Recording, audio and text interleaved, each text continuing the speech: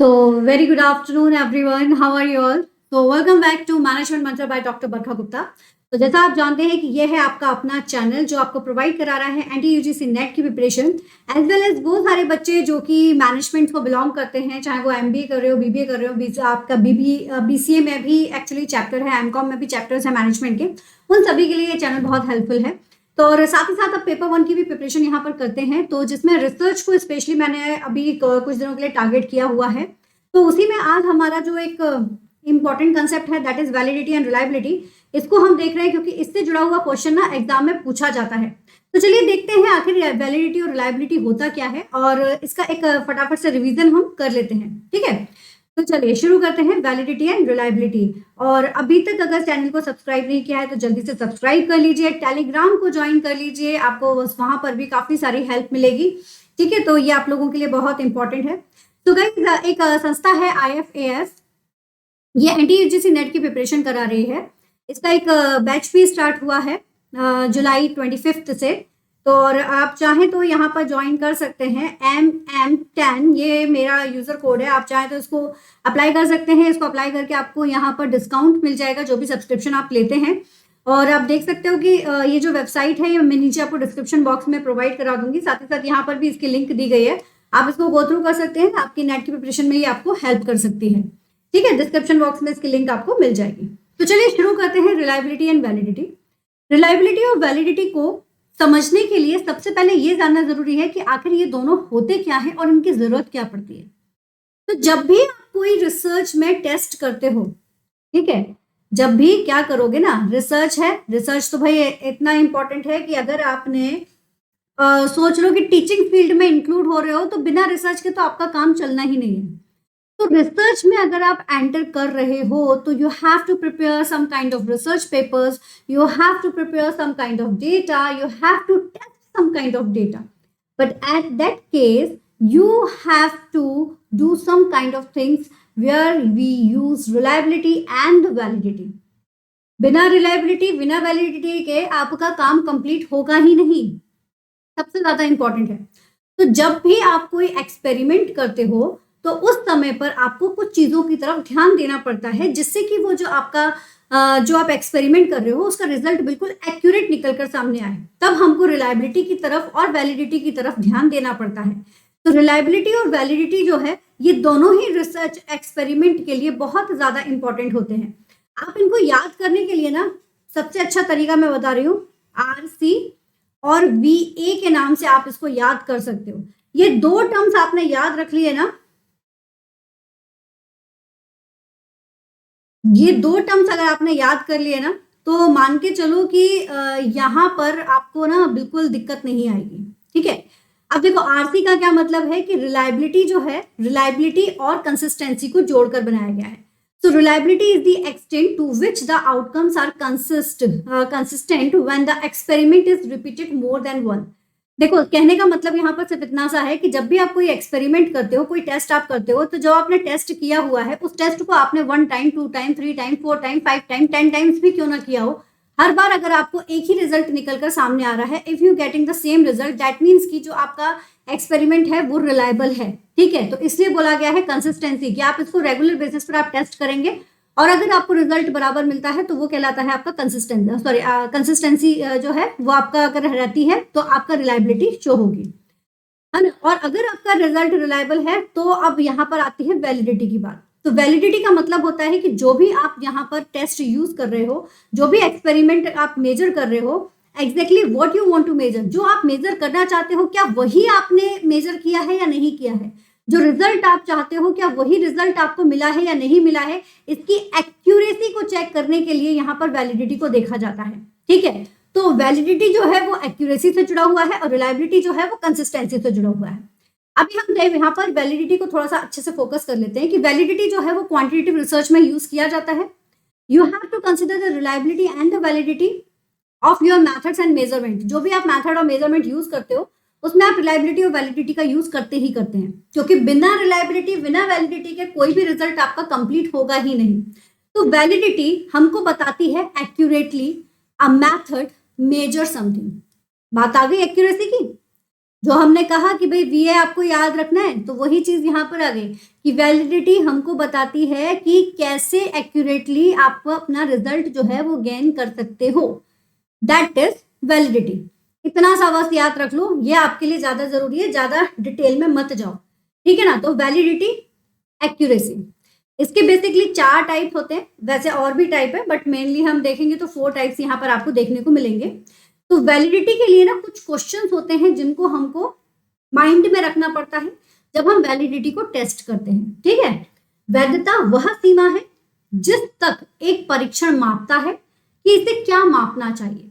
तो इसमें कुछ क्वेश्चंस हैं, कुछ पॉइंट्स हैं जिनको वो फोकस करता है, जैसे कि the form of the test, परीक्षण का रूप क्या है, the purpose of the test, test का उद्देश्य क्या है, the population for whom it is intended, कौन सा पॉपुलेशन हम यहाँ पर यूज कर रहे हैं जिसके लिए हम वैलिडिटी को चेक करने वाले हैं।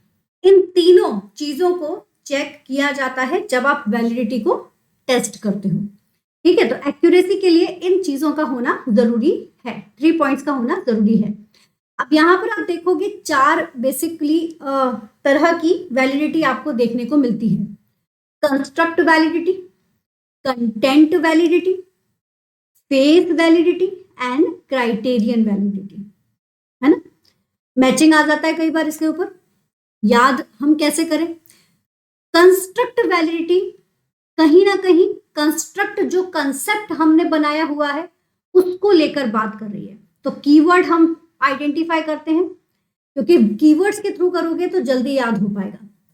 वैधता का निर्माण, क्या परीक्षण उस अवधारणा को नापता है जिसे मापने का उसने इरादा रखा है, मतलब जो कंसेप्ट सोचा हुआ है क्या उसी को वो मेजर कर रहा है। तो कंस्ट्रक्ट वैलिडिटी मतलब जो कंसेप्ट हमने मेजर करना है क्या हम उसी को कर रहे हैं, है ना। Does test measure the concept that is intended to major.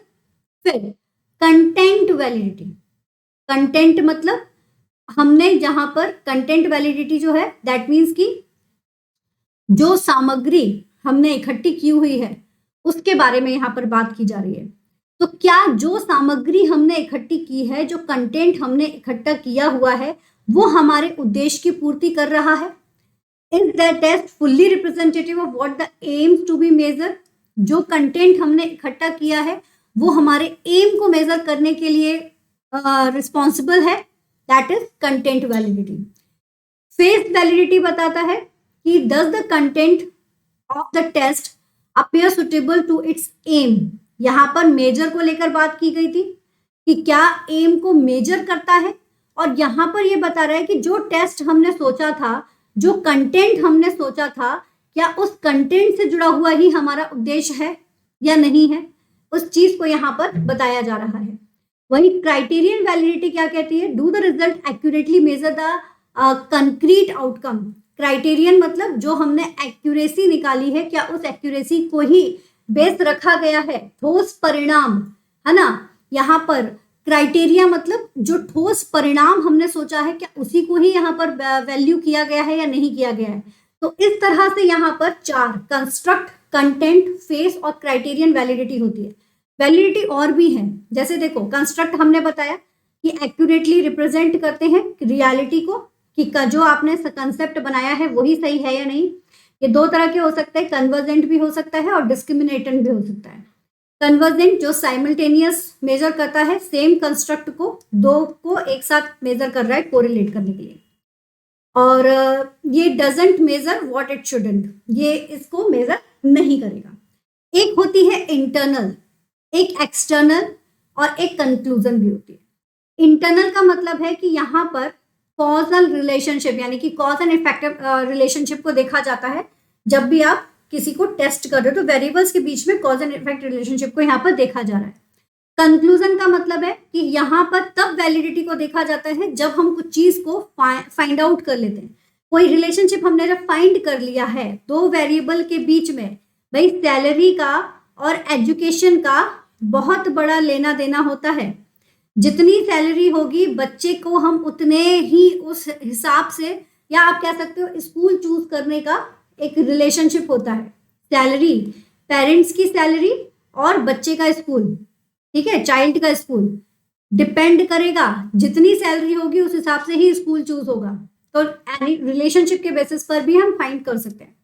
Externals में conclusion can be generalize, conclusion जो भी निकला है उसको हम जनरलाइज कर देते हैं।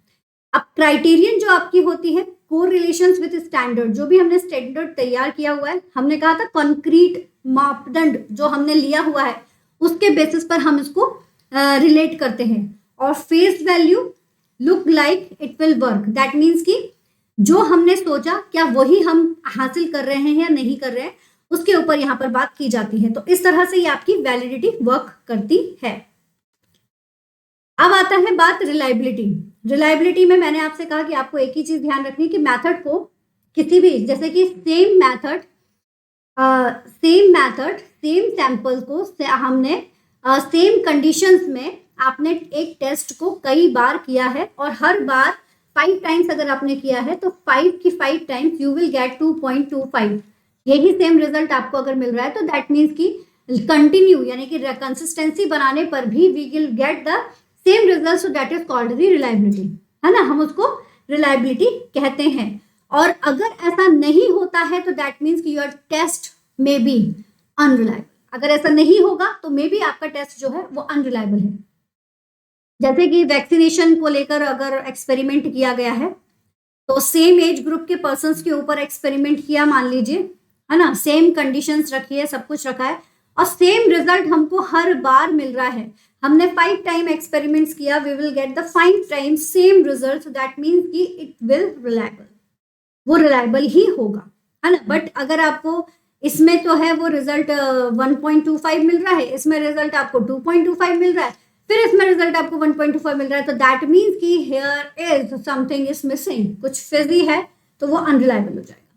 Now reliability is the degree we test the consistency, as you know that, ठीक है, जब measurement procedure yield consist score when the phenomena being measured to is not change. जो अभी मैंने आपको बताया कि जब आप इसको कंसिस्टेंट बेसिस पर आप मेजरमेंट करते हो लेकिन आपका जो आप चाहते हो वही आपको मिल रहा है, आपकी जो मेजरमेंट वैल्यू है वो चेंज नहीं होगी इसमें, है ना। और ये measurement free of measurement error से ये बिल्कुल फ्री होगा और कंसिस्टेंसी ऑफ द मेजरमेंट यहाँ पर आपको शो होता है। तो this is basically the reliability. Types of reliability अगर देखा जाए तो रिलायबिलिटी आपकी टेस्ट, रीटेस्ट, इंटररेटेड, पैरेलल फॉर्म और इंटरनल कंसिस्टेंसी, ये 4 आपके रिलायबिलिटी के टेस्ट होते हैं। जैसे देखो, टेस्ट रीसेट टेस्ट का मतलब है सेम टेस्ट को हम ओवर द टाइम पर कर रहे हैं। जैसे एक हमने अभी किया हुआ है, फिर दिन में, मतलब एक हमने मॉर्निंग में किया, फिर हमने आफ्टरनून में किया, फिर हमने सेम टेस्ट इवनिंग में किया। तो टाइम के अकॉर्डिंग टेस्ट रीटेस्ट, मतलब टाइम के अकॉर्डिंग हम यहाँ पर टेस्ट कर रहे हैं, सेम टेस्ट कर रहे हैं। इंटररेटर, है ना, रेटर को समझिएगा, सेम टेस्ट हो रहा है लेकिन डिफरेंट पीपल के कारण। रेटर का मतलब क्या होता है, जो रेट कर रहा है। तो सेम टेस्ट डिफरेंट पीपल के कारण अगर हो रहा है और तब भी we will get the right answer, तो we will have the reliable answer. Parallel form, different versions of test will be design to be equivalent. एक काम को, मतलब मुझे यहाँ तक पहुंचना है, यहाँ तक पहुंचने के 2 रास्ते हैं, 2 टेस्ट हैं, टेस्ट 1, टेस्ट 2। मैंने दोनों से ही टेस्ट को करके देखा और I am getting the same result, that is called the parallel form. Internal consistency, the individual item of the test, मतलब इंटरनल कंसिस्टेंसी, जो भी आपने इंडिविजुअल आइटम जो यूज किया हुआ है उस पर्टिकुलर को चीजों को मेजर करने के लिए, उस हर एक को आप जो है वो टेस्ट कर रहे हो, जिससे आपको इंटरनल कंसिस्टेंसी मिल जाए कि जो भी आपने मटेरियल यूज किया हुआ है या जो भी आपने वेरिएबल यूज किया हुआ है वो रिलायबल है। तो यहाँ पर कुछ आती है आपकी टाइप्स ऑफ रिलायबिलिटी। क्लियर? तो याद रखने वाली बात क्या है, जैसा मैंने कहा, रिलायबिलिटी के साथ में आपकी कंसिस्टेंसी आएगी और वैलिडिटी के साथ में आपकी एक्यूरेसी आएगी। ये 2 चीजें आप लोग याद रख लो, that is like sufficient for you. और साथ ही साथ नाम याद कर लेना जो भी हमारे वैलिडिटी और रिलायबिलिटी के टाइप्स है, ठीक है। चलिए, thank you so much guys. तो this is all about today, thank you so much. Telegram join कर लीजिए and if you like the video तो लाइक जरूर कीजिए, शेयर कीजिए, सब्सक्राइब कीजिए बेल आइकन जरूर प्रेस कीजिएगा। ठीक है, चलिए, all the best, take care, keep study hard with smart, all the best.